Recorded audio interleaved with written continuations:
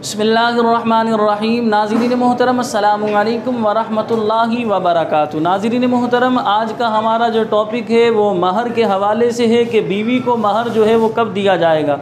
सबसे पहले हम आपको ये बात बताएं, बहुत सारे लोग ये मालूम करते हैं कि भाई हक महर क्या होना चाहिए।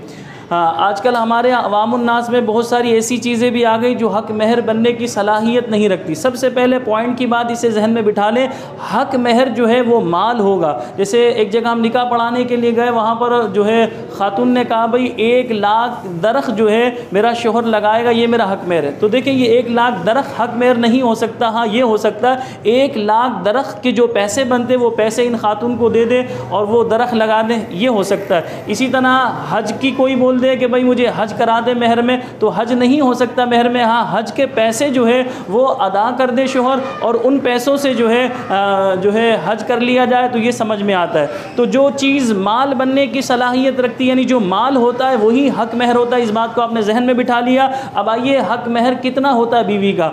2 तोला 7.5 माशा चांदी। तो ये चांदी घटती बढ़ती रहती है। अभी महंगाई ज़्यादा है हमारे पाकिस्तान में, तो जिसकी वजह से चांदी का रेट ज़्यादा है। तो बहरहाल अभी ख़ास रेट मेरे जहन में तो नहीं, लेकिन 2 तोला 7.5 माशा चांदी कमो बेश 10,000 के अंदर अंदर जो है ये आ जाएगी। तो हम लोग ज़्यादातर नॉर्मल जो निकाह पढ़ा रहे हैं उसमें 25,000, 50,000 या 1 लाख रुपए जो है हक महर लोग लिखवा रहे हैं, लेकिन 10,000 के अंदर अंदर जो है ये 2 तोला 7.5 माशा चांदी आ जाएगी। तो हक महर आप समझ गए। शरीयत मुताहरा में जो हक महर है वो 2 तोला 7.5 माशा चांदी हक महर है। अब ये अदा कब करना चाहिए? तो देखें, महर के 2 कालम होते हैं, एक होता है मुअज्जल और एक दूसरा होता है वाव के साथ मुवज्जल, या जिसको लोग कहते हैं गैर मुअज्जल। तो जो मुअज्जल यानी ताजील से आइन के साथ है मुअज्जल, उसका हुक्म ये होता है कि इसमें औरत को इख्तियार नहीं होता कि औरत जो है, इसमें जो है औरत को इख्तियार होता है कि जब तक शौहर जो है महर अदा ना करे, औरत जो है अपने करीब जो है शौहर को आने ना दे, इसी तरह सफ़र पर उसके साथ ना जाए। यानी यूँ समझिए ये ताजील से उजलत से निकला है, इसका माना ही जल्दी है। तो ये यूँ समझिए ज़्यादातर फर्स्ट नाइट देना होता है, ये पहले ही अदा करना होता है। और जो गैर मुअज्जल होता है या जिसको मुवज्जल भी कहते हैं, वो हक महर के बारे में उलमाए इस्लाम इरशाद फरमाते हैं उसकी 2 सूरतें होंगी।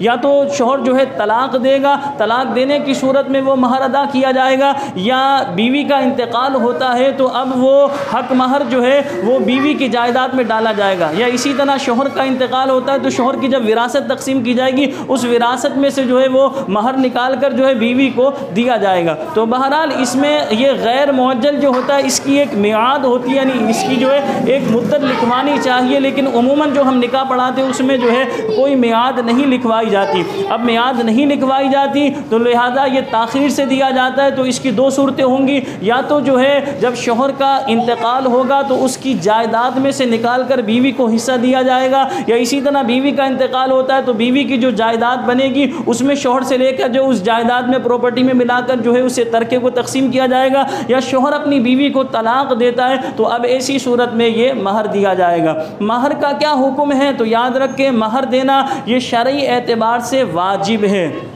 तो जो है अगर कोई महर अपनी बीवी को नहीं देता और वो मुतालबा भी कर रही है और महर मुअज्जल है, तो याद रखें इसी सूरत में शौहर गुनाहगार होगा, उसे चाहिए अपनी बीवी का जो है महर अदा करे। अच्छा, अवामुन्नास में बहुत सारी बातें इस तरह मशहूर हैं कि अगर महर जो है मुआफ़ कराया जाए या बीवी मुआफ़ कर दे तो मुआफ़ नहीं होता। तो याद रखें, अगर बीवी अपनी खुशी से, अपनी रज़ामंदी से मुआफ़ करे तो शरई एतबार से ये हक महर जो है मुआफ़ हो जाता है। हाँ, इसके लिए शौहर का जबर करना, ज़बरदस्ती करना, यानी कि उसके तंग करना, परेशान करना, जलील करना, उसका क़ल्बी ज़हनी सुकून बर्बाद करना और ऐसे मुआफ़ कराया जाए तो अब ऐसी सूरत में याद रख के बीवी मुआफ़ भी करेगी तो मुआफ़ नहीं होगा। ये थी हमारी एक छोटी सी वीडियो जो महर के हवाले से थी। पूरी तफसील हमने आपके सामने बयान की कि महर कितना होना चाहिए, कब अदा किया जाएगा, पूरी तफसील हमने आपके सामने बयान की। आपसे छोटी सी गुजारिश है, अगर आपने अभी तक हमारे चैनल को सब्सक्राइब नहीं किया